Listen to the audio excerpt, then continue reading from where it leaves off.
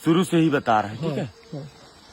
मार्कंडेय ऋषि जी थे जिन्होंने यह माता नर्मदा का परिक्रमा उठाया था। उन्होंने जल हाथ में रख करके संकल्प लिया कि हे माते, दोनों टाइम आपकी घाट की आरती करूंगा, एक टाइम भोजन करूंगा, जहां संध्या हो जाएगी मैं वहां विश्राम करूंगा। ऐसा बोल करके उन्होंने पूरा परिक्रमा किया। 3 साल 3 महीना 13 दिन लगाए उन्होंने अपने परिक्रमा में, जगह जगह उनकी तपस्थली बनी। 3 साल 3 महीना 13 दिन। तभी मार्कंडेय ऋषि जी ने ऐसा कहा कि मैं मार्कंडेय ऋषि माता नर्मदा का परिक्रमा सबसे पहले कर चुका हूँ। जब उनको सबसे पहले करने का अहंकार हुआ तो मैया का नाम है नर्मदा, नर्मदे हर।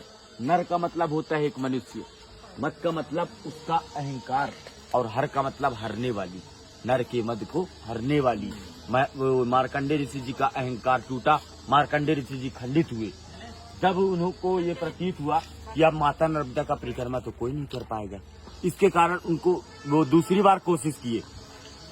जल लिया हाथ में और बोला, हे मैया, दोनों टाइम आपके घाट की आरती करूंगा, एक टाइम भोजन करूंगा, और जो मुझसे इतनी बड़ी भूल हुई, इतनी बड़ी गलती हुई, मेरा जो अहंकार था, उसके प्रायश्चित के लिए आपके दोनों तटों में हजारों नदी नालों का संगम है, मैं किसी भी नदी नालों को नहीं छोड़ूंगा।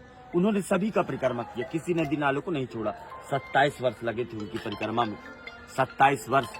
और मार्कंडेय ऋषि जी का यही कहना था कि जैसे हिमालय में जाते थे महिलाएं मोक्ष की प्राप्ति के लिए, ये नर्मदा परिक्रमा में ही एक मोक्ष है। 2 मिनट आ रहा हूँ बस। मोक्ष का मतलब होता है किसी जीव के जन्म और मरण के बंधन से छूट जाना, ये मोक्ष का अर्थ है। इसीलिए परिक्रमा करते हैं। बोलिए नर्मदे हर। एक मिनट सुनिएगा, ये मैया जो है अमरकंठ पे जन्म ली है, शिव के कंठ से उत्पन्न हुई थी। वो रेवा कुंड स्थान है, वहाँ से मैया गुप्त रोड यहाँ आती थी। कहाँ? माइकी बगीचा पे।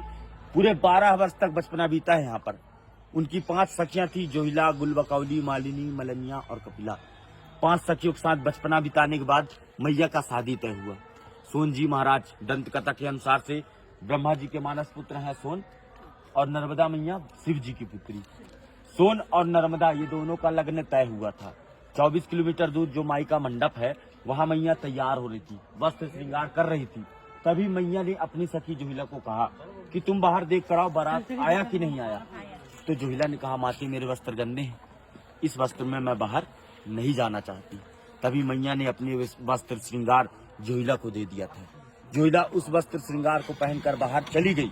जितने भी बाराती वाले थे सभी देखे, इतने सुंदर रूप, यही दुल्हन की रूप में लग रही है। उसे मंडप पर बैठाल दिया गया। जोहिला भी जानबूझ करके बैठ गई, और जो है छल कपट करते हुए वो बैठी। सोन जी महाराज जाने अनजाने में बैठ गए। दोनों की शादी लग्न करा दिया गया। मैया तभी से कुंवारी कन्या के नाम से मानी गई। माता जी का शादी लग्न नहीं हो सका। मैया एक कन्या से जलधारा के रूप में पंडित होने का भी निर्णय ले ली, और जब वो जलधारा बनती है तो अमरकंठ पे माता जी का मस्तक है, नाभि कुंड पे, नेमावर पे नाभि कुंड है, और चरण समुद्र में है। इस नदी का परिक्रमा आप इसलिए एक ही नदी का परिक्रमा किया जाता है, नर्मदा नदी, जो कि गंगा, जमुना, सरस्वती माता आपकी सभी से सर्वश्रेष्ठ है। जैसे गंगा की स्नान मात्र से, जमुना के जल आचमन से, सरस्वती के जल छींटे से जो प्राप्ति मिलती है, माता जी को मात्र आंखों से देख लीजिए, दर्शन कर लीजिए, तो दर्शन से वो प्राप्ति मिल जाती है। बोलिए नर्मदे नर्मदे। आप, यही रास्ता है ना दादा? नर्मदे हर बाबा, नर्मदे हर। बढ़िया, आपको अच्छा लगा? बहुत बहुत। बाबाजींनी आपल्याला ऐसा दीजिएगा कि हम देख लीजिए। नर्मदे हर। बाबाजींनी आपल्याला खूप छान माहिती दिली, जी आपल्याला माहित सुद्धा नव्हती। तर सगळ्यांनी एकदा म्हणूया, नर्मदे हर हर। जय हो मैया, आपका अच्छे से पार लगे, घर द्वार में कभी परेशानी ना आए। नर्मदे। नर्मदे।